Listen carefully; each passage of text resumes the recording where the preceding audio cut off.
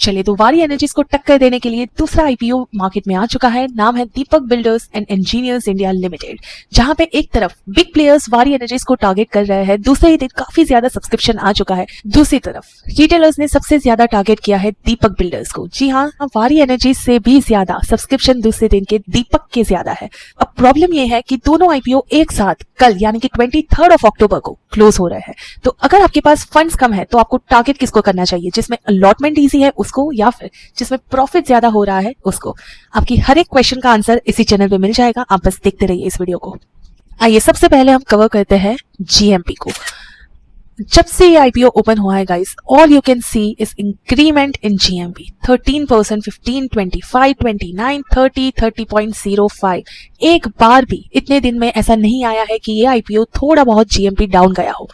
लगातार कंसिस्टेंटली ये बस उसका ग्राफ बढ़ता ही जा रहा है इन अ पॉजिटिव वे।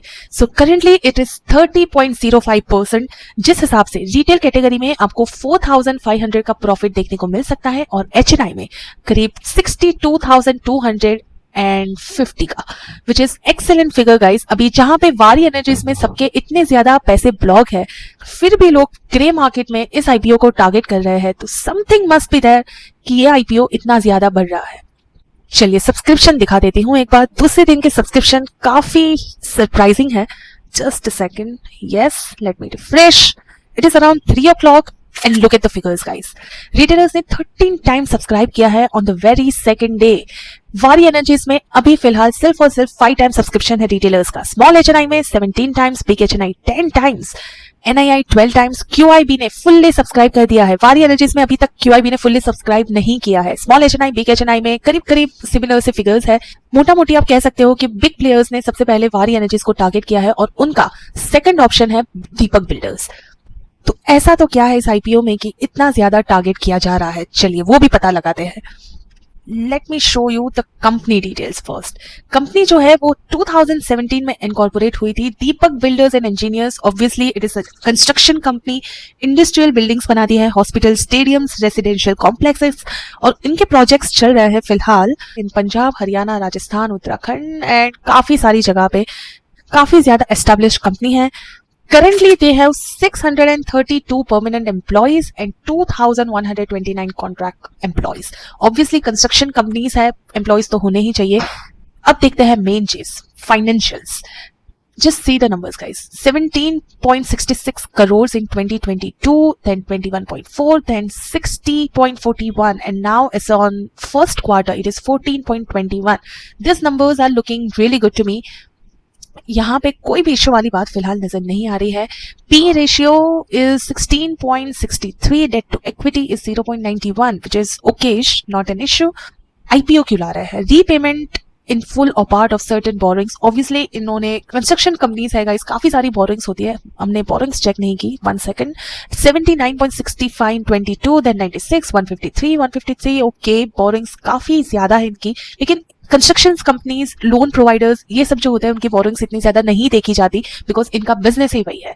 ठीक है, so that should not be an issue here. इनके लीड मैनेजर कौन है, ये चीज काफी ज्यादा इंपॉर्टेंट है। लीड मैनेजर है फेडेक्स सिक्योरिटीज। अगर आपने एसएमई आईपीओ वाला वीडियो देखा हो, इसके पहले वाला, वहां पे मैंने बताया था आपको कि लीड मैनेजर का कितना इंपॉर्टेंट रोल होता है और उनकी हिस्ट्री कैसे चेक की जाती है। अगर आपने वो नहीं देखा, चलिए फिर से एक बार बता देती हूँ लीड मैनेजर की हिस्ट्री कैसे चेक की जाती है। उससे आप काफी हद तक आपको आइडिया आ जाता है कि ये आईपीओ पॉजिटिव में लिस्ट होगा या नेगेटिव में। तो ये है वो वेबसाइट जहां से आपको इजीली पता लग जाएगा कि लीड मैनेजर की हिस्ट्री क्या है। वेबसाइट का नाम है ipo-platform.com। It is also by चित्तौड़गढ़.com। तो लीड मैनेजर है फेडेक्स और उनके आईपीओ सो फार एसएमई में है 43 आईपीओस। उसमें से उन्होंने 34 आईपीओस पॉजिटिवली लिस्ट करे थे और दूसरे 9 आईपीओस नेगेटिवली लिस्ट हुए थे। और ये है सारे उनके नाम जो आईपीओ लिस्ट हुए थे। अब इसमें से जिसमें भी पॉजिटिव लिस्टिंग हुई है, काफी तगड़ा लिस्टिंग गेन दिया है। आप देख सकते हो 62%, 99%, और जो भी लॉस मेकिंग है इट इज ओनली -3, -10, -5%। तो इनकी जो हिस्ट्री है वो आप काफी हद तक अच्छी कह सकते हो। तो ये हो गई बात लीड मैनेजर्स की। अब हम आते हैं, देखिए डेट्स वगैरह तो हम ऑब्वियसली ये तो आप भी देख सकते हो। जो हर एक चीज जिसके पास मेरी नॉलेज है वो मैं आप तक शेयर करना चाहती हूँ, जो आपको शायद नहीं पता होगी। ठीक है, तो ये है इसकी एंकल लिस्ट, और यहाँ पे कुछ ठीक ठाक एंकल लिस्ट है, कुछ इतने बड़े नाम नहीं है, और it's just 5 names: Elite Capital, ZIL Global, Neomile, Cent Capital, okay, these are all the anchors.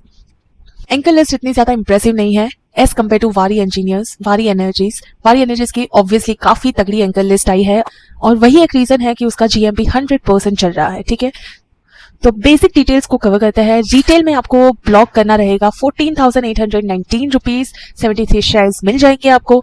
अच्छा, अब चाहे आप इसमें 1 लॉट अप्लाई करो या 13 लॉट, आपको तो लॉट मिलेगा एक ही। देखिए, जिस भी आईपीओ में पूरा 100% सब्सक्राइब हो जाता है, 100% आई मीन अगर 1 टाइम्स भी वो आईपीओ सब्सक्राइब हो जाता है, दैट मीन्स कि वो पूरा सब्सक्राइब हो चुका है।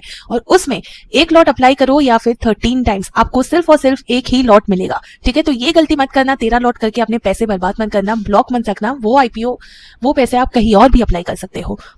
I hope it is clear. Small HNI में आपको मिनिमम लॉट अप्लाई करना रहेगा 2,07,466 रुपीज और बिग एचएनआई में 10,07,692 रुपीज। ये रहेगी आपकी minimum amount to apply in big HNI. Lots लेकिन आपको मिलेंगे सिर्फ और सिर्फ 14 even if you apply in big HNI. ये चीज मैंने बार बार क्लियर की है कि ऐसा क्यों है। अगर आपको फिर भी कोई क्वेश्चन हो, बेझिझक कमेंट सेक्शन में पूछ सकते हो। ओके, तो डेट्स यहाँ पे कुछ इस तरह से है। ये है हमारा शेड्यूल 21 ऑलरेडी ओपन हो चुका है, कल है 23 क्लोज होने का दिन। Allotment is on 24th, refund 25th, credit 25th and listing is on 28। वारी एनर्जीज और दीपक बिल्डर्स दोनों की लिस्टिंग एक ही दिन होने वाली है। प्राइस बैंड रहेगा 192 to 203 rupees per share. Okay, lot size 73 rupees. कहने की जरूरत है क्या कि हमें सिर्फ और सिर्फ 203 पे ही अप्लाई करना है, regardless of anything. Total IPO size है 260.04 करोड़। वारी इंजीनियरिंग से तो कंपेयर ही नहीं कर सकते इस आईपीओ को। फ्रेश इशू है उसमें से 217.21 करोड़ और ऑफर वॉर सेल है 42.83 करोड़। ओके, तो अब इसमें करना क्या है, देखिए गाइस, सबसे पहले आपकी प्रायोरिटी होनी चाहिए वारी एनर्जीज। क्यों? उसका रीजन ये है कि उसमें 100% यहाँ पे जीएमपी चल रहा है फिलहाल। करेंटली इट इज 95, अराउंड 9500 से बीच में अप डाउन हो जा रहे हैं, but that's not a concern. अगर हम सब्सक्रिप्शन की बात करें तो वो वारी एनर्जीज और दीपक दोनों में तगड़ा सब्सक्रिप्शन आने वाला है गाइस। दीपक में सेकंड डे ही 10 टाइम सब्सक्राइब कर दिया है रिटेलर्स ने, जहां पे वारी एनर्जीज में इट इज ओनली 5 टाइम्स। अब ऑब्वियसली तीसरे दिन यहाँ पे तगड़ा सब्सक्रिप्शन देखने को मिलेगा, लेकिन दीपक भी इसको टक्कर दे सकता है। अब फाइनल क्या होगा ये अभी फिलहाल कोई नहीं कह सकता, क्योंकि काफी कंफ्यूजिंग माहौल है मार्केट का। जीएमपी की अगर बात करें तो वारी एनर्जीज में it is around 95% currently and Deepak में it is around 30%। So profitable wise Waaree Energies yes सबसे ज्यादा होगा। बिग प्लेयर्स वारी एनर्जीज को टारगेट कर रहे हैं और जहां पे बिग प्लेयर्स ने सबसे ज्यादा टारगेट किया, हमको उसी को टारगेट करना चाहिए। क्यों? क्योंकि रिस्क टू रिवॉर्ड रेशियो वहां पे काफी ज्यादा कम हो जाता है और करंट मार्केट के हिसाब से my first priority is always to see कि मेरा पैसा ज्यादा रिस्क में है या नहीं, जो यहाँ पे सबसे ज्यादा कम नजर आ रहा है।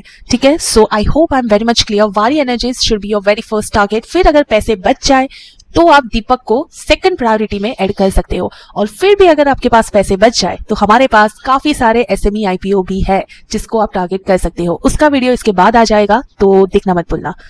तो ये था आज का वीडियो। अगर आपको कोई भी छोटा मोटा क्वेश्चन हो आप पूछ सकते हो, कमेंट सेक्शन हमेशा खुला है आपके लिए।